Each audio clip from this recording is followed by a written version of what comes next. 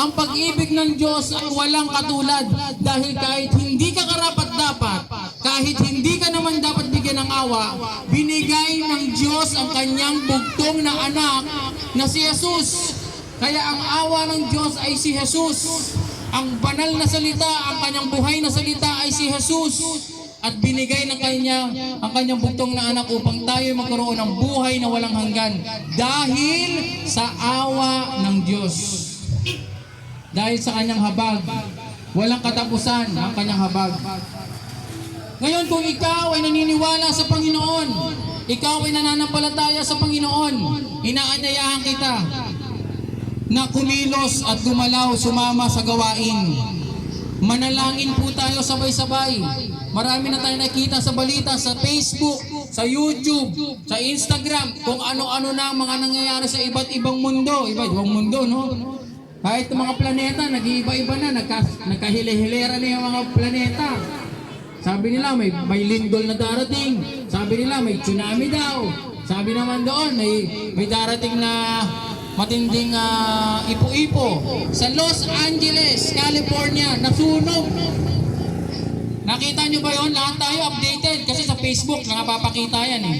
Nasunog po ang buong Los Angeles. Ang mga nakatira doon ay mga mansyon, ng mga artista. Hi, Sister Rhea.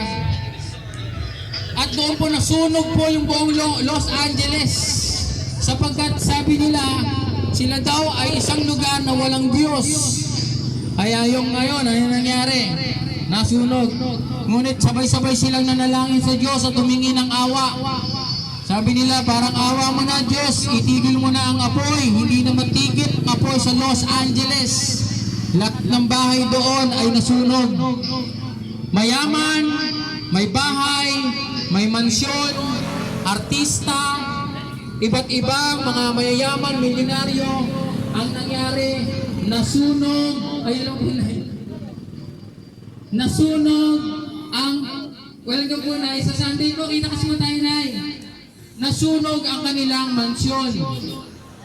Kaya nga, ang lahat ng bagay sa mundong ito ay hindi natin madadala sa buhay na walang hanggan.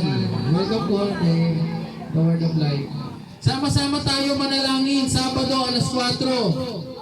Dahil kailangan natin sa panahon ngayon ay yung mga nananalangin.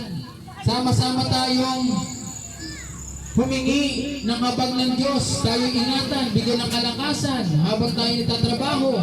Bigyan ng talino na nagmumula sa Diyos. Lahat ng bagay ay walang kwenta.